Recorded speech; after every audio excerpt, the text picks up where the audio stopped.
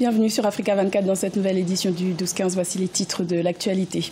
Réforme du fonctionnement des partis politiques au Tchad. Ce projet a été adopté le 31 mai et autorise le gouvernement à dissoudre les partis qui ne participent pas aux élections.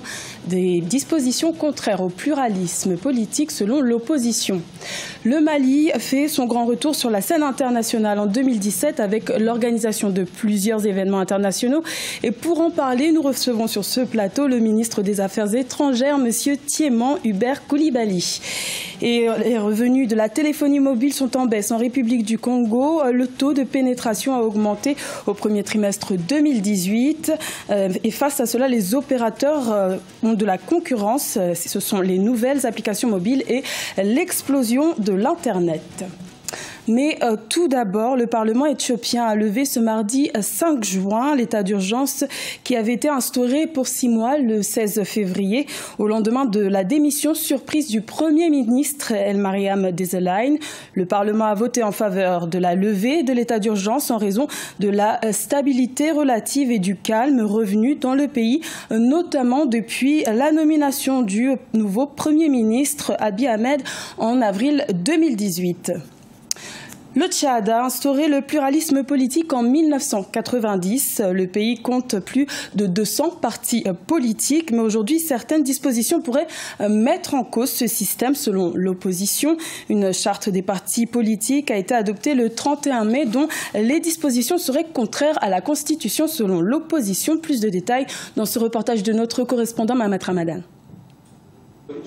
Au Tchad, le projet de la nouvelle charte des partis politiques adopté par le Conseil des ministres le 31 mai 2018 continue de susciter des débats au sein de la classe politique. Le projet d'ordonnance impose une représentation provinciale des partis politiques dans au moins 10 provinces dans un délai d'1 an et autorise la dissolution par le ministre en charge de l'administration du territoire de tout parti n'ayant pas pris part aux 2 élections générales consécutives.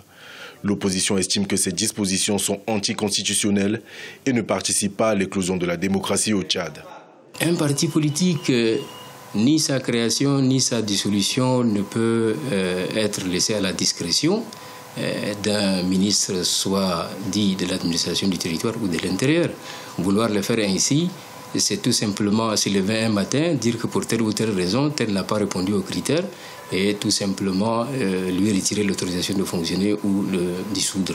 La bonne règle voulait que tout cela se passe du point de vue de la loi ou par la voie judiciaire, comme ça a été dit par le passé.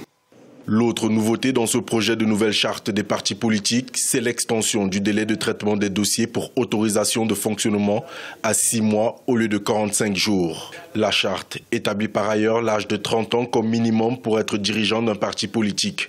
La majorité présidentielle estime que ces dispositions sont des garde-fous nécessaires pour la démocratie. Quant à la disposition qui autorise le ministre de l'Intérieur ou le ministre de l'administration territoriale à dissoudre les partis lorsqu'ils ne vont pas 2 fois successivement aux élections ou lorsqu'ils ne remplissent pas les conditions, notamment d'être dans les 10 régions. C'est une disposition d'ailleurs qui existait avant, dans l'ordonnance 15, dans les années 92. Ça a été seulement repris. Dans tous les cas, nous avons des voies de recours. Et si les partis ne sont pas satisfaits, ils peuvent, lorsqu'ils sont dissous, ou même avant, ils peuvent saisir le Conseil constitutionnel, qui est maintenant sous la disposition de la Cour suprême, et la Cour suprême va statuer. Le projet de la nouvelle charte des partis politiques est adopté juste après la mise sur pied d'un cadre national de dialogue politique. Pour rappel, le Tchad compte plus de 200 partis politiques pour une population estimée à environ 12 millions d'habitants.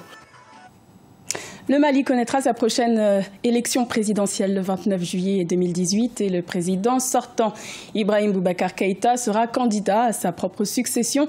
Le chef de file du parti Rassemblement pour le Mali a annoncé le 28 mai qu'il tentera de briguer un second mandat. Il rejoindra ainsi une vingtaine de prétendants à la magistrature suprême. Reportage de notre correspondant Mokhtar Bari.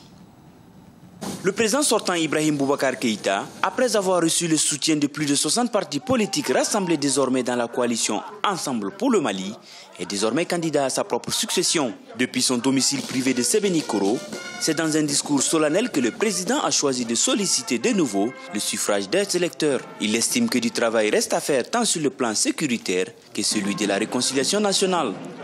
Aujourd'hui, aucune ambition personnelle ne m'habite. Aucune volonté de durée ne m'anime. Je ressens simplement et seulement le profond désir de poursuivre mon devoir, qui est de servir au mieux le Mali, en ces heures où les incertitudes ne sont pas encore totalement levées. Restaurer la paix, réunifier un pays en proie aux groupes terroristes, tels sont les grands axes du programme de Ibrahim Boubacar Keïta, qui s'engage à réconcilier les pays tant au nord qu'au centre s'il est réélu. Lorsque je serai élu et le favoriser, je me donnerai comme priorité de consolider les acquis, d'améliorer la prise en charge des urgences et de restituer entièrement à notre pays sa grandeur de nation debout. En tête des priorités, je placerai la sécurisation de notre territoire national. Les conséquences de la crise de 2012 ont été certainement plus profondes et la lutte contre le terrorisme beaucoup plus complexe que nous ne l'avions estimé. À 73 ans, Ibrahim Boubacar fera face pour la 3e fois à Soumaïla Cissé, chef de file de l'opposition politique, mais aussi d'anciens ministres de son mandat, à savoir Moussa Mara, Ousseini Amionguindo, Draman Dambélé ou Mamadou Igor Diarra et bien d'autres. En rappel, le premier tour de l'élection présidentielle aura lieu le 29 juillet 2018. Et pour parler du Mali, nous recevons sur ce plateau le ministre malien des Affaires étrangères, Thiéman Hubert Coulibaly. Bienvenue. Merci. Alors vous êtes en poste depuis décembre 2017. Quel bilan faites-vous de la présidence d'Ibrahim Boubacar Keïta sur le plan diplomatique? Une intense activité qui a conduit à des succès indéniables, notamment sur le plan sécuritaire que vous évoquiez tantôt. La mise en place de la force conjointe du G5 Sahel, qui est destinée à être une force complémentaire de l'ensemble du dispositif qui doit lutter contre le terrorisme au Mali et ailleurs. Et notre retour sur la scène internationale a produit des résultats et la présence à nos côtés de l'ensemble des acteurs internationaux n'est pas une présence de complaisance. C'est sur la base de constats qui ont été faits de ce que nous avons travaillé à mettre en œuvre l'accord pour la paix et la réconciliation. Alors justement, par rapport à l'accord de paix signé à Alger en 2015 entre groupes armés et le gouvernement, on a l'impression qu'il piétine. Actuellement, il bloque. Non, c'est une impression qui est cultivée par certains. Mais nous avons reçu le secrétaire général des Nations Unies il y a quelques jours qui a constaté de réels progrès. Il n'y a plus de belligérance. Alors quels sont concrètement ces progrès? Parce qu'on a l'impression que c'est signé. La mise en place du MOC à Kidal, la mise en place du MOC, le mécanisme opérationnel de coordination à Tombouctou, le début de l'enregistrement, et cela progresse vite, des ex-combattants, et la cessation de toute belligérance entre les parties prenantes. Et aujourd'hui, on ne parle plus de CMA, de plateforme ou de FAMA, on parle de la partie malienne dans la mise en œuvre de l'accord.